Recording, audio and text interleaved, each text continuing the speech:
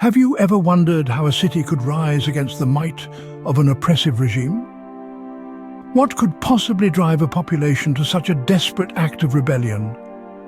Imagine a time when the weight of tyranny bore down on the shoulders of ordinary people, when the spirit of a city was tested against formidable forces.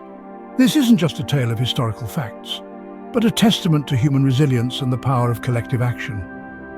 Well, today we unravel the story of the Warsaw Uprising, an act of defiance that changed the course of history.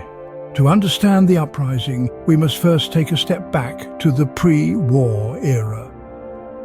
Warsaw, the capital of Poland, was once a city that hummed with life, culture and progress.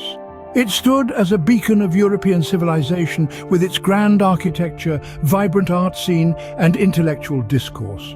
It was a city that nurtured the minds of great scholars and artists, a city that held political significance, not only for Poland but for Europe too. Warsaw was a city that thrived, a city that lived, a city that loved. Its streets echoed with the laughter of children, the chatter of the merchants, the whispers of lovers under the moonlit sky.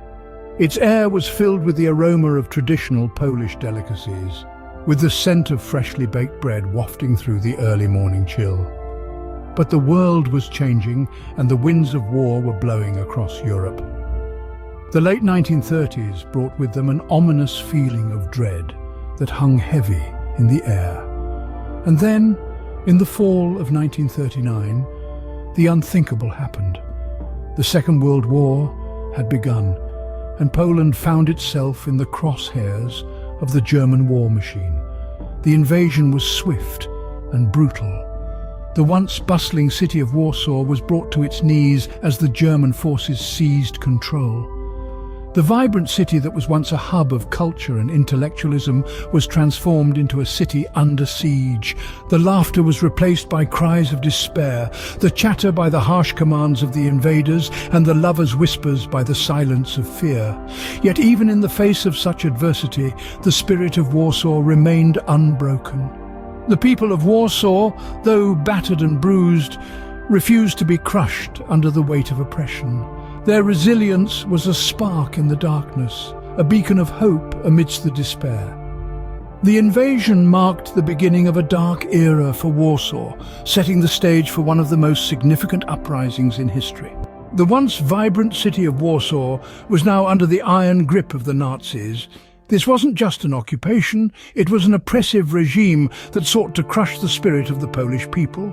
Picture a city once humming with life, now silenced by the dark shadow of a foreign power. The Nazis imposed strict regulations, curfews, and severe punishments for any form of defiance. Life under the Nazis was marked by routine atrocities. Innocent civilians were subjected to forced labor, public executions became a chillingly regular sight, and the Jewish population was forcefully relocated to the ghettos. The Nazis systematically stripped Warsaw of its cultural heritage, looting museums, libraries, and private collections, leaving an indelible scar on the city's cultural identity. The once bustling streets of Warsaw fell silent.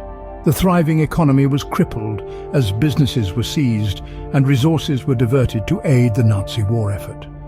The city's infrastructure crumbled, public services were disrupted, and basic necessities became luxuries. The once proud city was reduced to a mere shadow of its former self. But beneath this grim reality, an undercurrent of resistance was stirring. The Polish people, in the face of unrelenting oppression, refused to have their spirits broken. In basements and attics, secret meetings were held. Plans were hatched and covert operations were carried out under the cover of darkness. Small acts of defiance began to challenge the Nazi authority. The people of Warsaw, despite living under the constant threat of death, refused to let their city be defined by its oppressors. Their resilience was their rebellion. They found ways to circumvent the restrictions, to keep their culture alive, to uphold their dignity amidst the most degrading circumstances. Underneath the rubble and ruin, the heart of Warsaw continued to beat. A spirit of defiance began to grow in the hearts of its people. This was a city that refused to be broken, a city that would not remain silent, a city that, despite the odds, was preparing to rise again. Amidst these dire circumstances, the seeds of rebellion were sown. On the 1st of August, 1944, the city of Warsaw rose against its oppressors.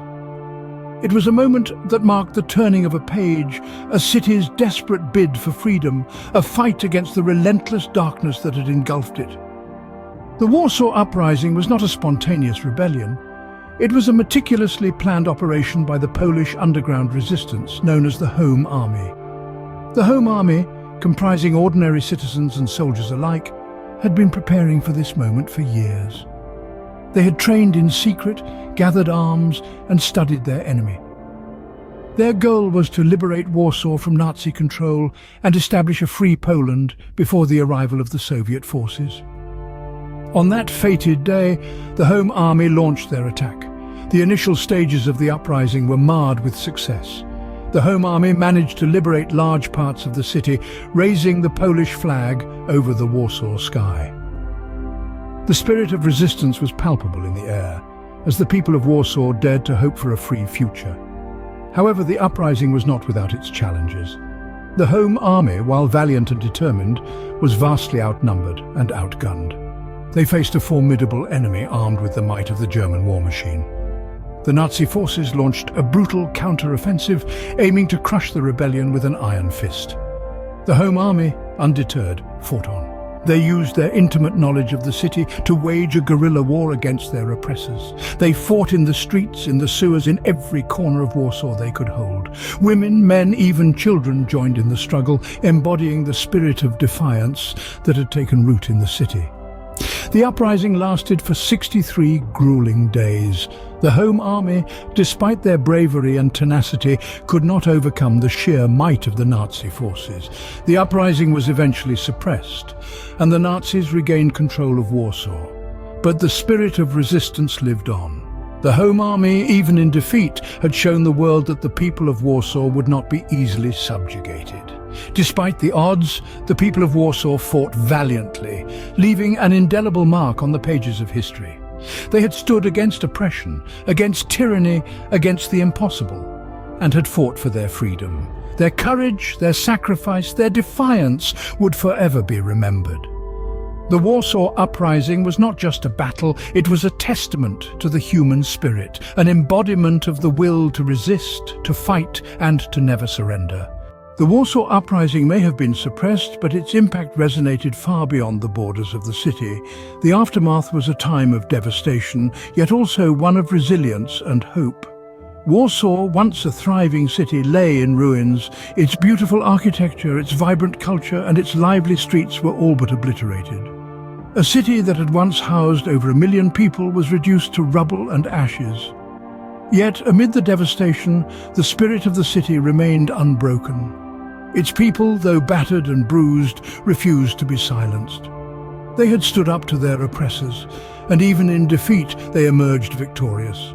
The uprising had cost them dearly, with over 200,000 lives lost in the fight. But their sacrifice was not in vain, for their struggle had sparked a flame that would soon engulf the whole of Europe.